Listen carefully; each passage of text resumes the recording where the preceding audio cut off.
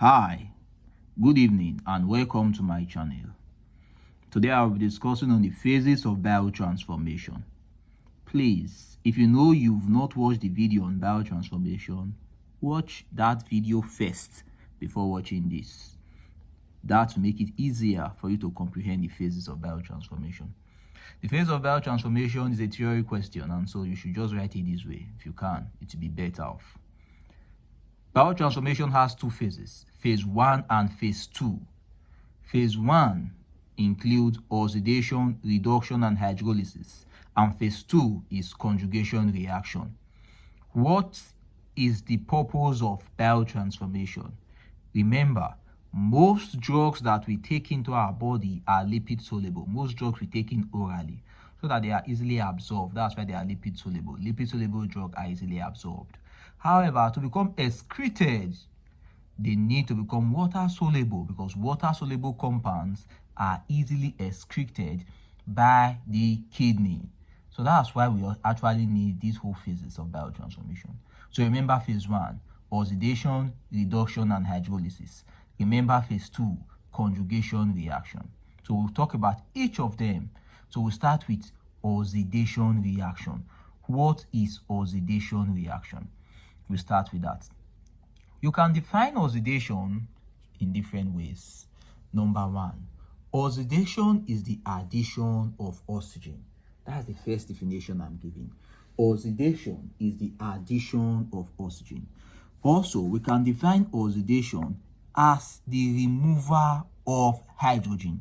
That's also correct.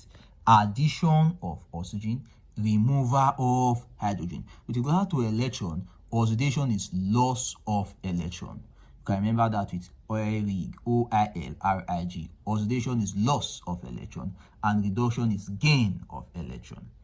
Oxidation is the most important drug metabolizing reaction.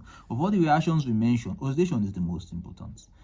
Oxidation can either take place in the microsome or outside the microsome. Remember, when we were talking about site of biotransformation in our previous class, we said in the liver, the primary site of biotransformation is the microsome, and it can also take place outside the microsome, like in the cytoplasm, in the mitochondria, in the lysosome. Those ones are non-microsomal reaction.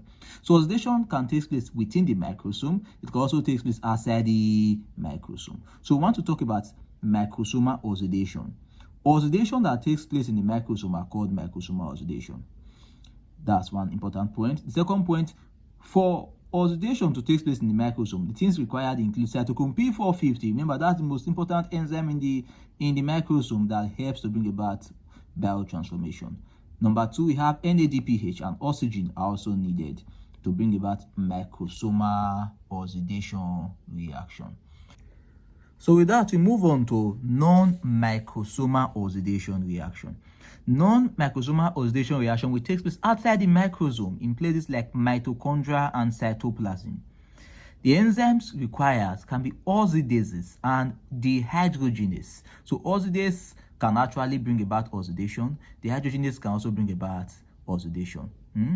For example, we have dehydrogenase that helps to oxidize alcohol, which we refer to as alcohol dehydrogenase. There are dehydrogenases that help to oxidize aldehyde. They are called aldehyde dehydrogenase. So that's that. So let's start with oxidases. Yes, oxidase, actually, there are different types of oxidase. We have what we call monoamine oxidase, MAO, monoamine oxidase.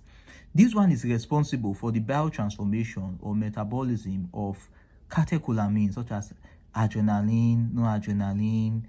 It helps to break them down. Monoamine oxidase. So know that monoamine oxidase is responsible for the metabolism of catecholamine. Now there's what we refer to as monoamine oxidase inhibitor. This one is a very important point for you to remember. Monoamine oxidase inhibitor. Monoamine oxidase inhibitors are actually important in treating depression. Why did we say that? It is because monoamine oxidase breaks down epinephrine, norepinephrine, serotonin, and those important neurotransmitters we just mentioned are responsible for actually making somebody to be in a happy state. They make us happy. They make us be in a very good state. So when they are actually broken down excessively for people whose monoamine oxidase is maybe working too much, they may actually suffer from depression. So some antidepressants actually act using this mechanism. Yes, so antidepressants can act. One of the group of antidepressants that we have are monoamine oxidase inhibitor. They inhibit monoamine oxidase, so they don't degrade or break epinephrine, serotonin as fast as they normally do. An example of monoamine oxidase inhibitor is moclobemide, as you can see there, moclobemide. So you should take note of that spelling. Moclobemide is an example of monoamine oxidase inhibitor. Moclobemide. So that's moclobemide over there. All right. So after that, let's now move on to what we refer to as another type of oxidase, xanthine oxidase. Xanthine oxidase is responsible for converting hypoxanthine to xanthine, also responsible for converting xanthine to uric acid. So xanthine oxidase helps to form uric acid. So excess xanthine oxidase will cause excess uric acid formation, excess uric acid accumulation, and that's what results in gout. As you can remember, gouty arthritis due to excess uric acid. So we can have what we refer to as xanthine oxidase inhibitor. What can inhibit xanthine oxidase? And that's where we have allopurinol. So allopurinol inhibits xanthine oxidase. And as allopurinol inhibits xanthine oxidase, it actually helps to treat gout. So one of the drugs we use in the treatment of gout is allopurinol, right? Because it inhibits xanthine oxidase. Good. So we've talked about oxidation. We now know oxidation. We know oxidation, the definition of oxidation, where it occurs, the one that occurs within the microsome and the one that occurs outside the microsome. So now let's go to reduction. Let's define reduction. It's the opposite of oxidation. Reduction is the removal of oxygen and the addition of what? Of hydrogen. With regard to electron, reduction is the gain of electron. Reduction may also take place in the microsome or outside the microsome. So we have microsomal reduction and non-microsomal reduction. So we've talked about reduction, the second aspect of a phase 1 reaction. So let's move on to the third, hydrolysis. Take note of these important points. All hydrolysis reactions are non-microsomal. Hydrolysis does not take place within the microsome. Hydrolysis does not take place within the microsome. Thank you so much. So we can continue now. Hydrolysis simply means the breaking down of drugs or enzyme in the presence of water. Hydro, water, lysis, to split. Esterase and amidase are enzymes that are involved in hydrolysis of drugs. All right. Now, after phase 1 reaction, oxidation, reduction, hydrolysis, some drugs are water soluble. Their metabolites after phase 1 reaction are water soluble, so they are excreted. However, some metabolites after phase 1 need to become more water soluble so that they can be excreted. So those ones undergo phase 2. So let's now talk about phase 2. Phase 2 is what we refer to as conjugation reaction. So let's talk more about conjugation reaction. Conjugation reaction, from what conjugation, it means to add something to something. You get, you are conjugating, you are adding something to it.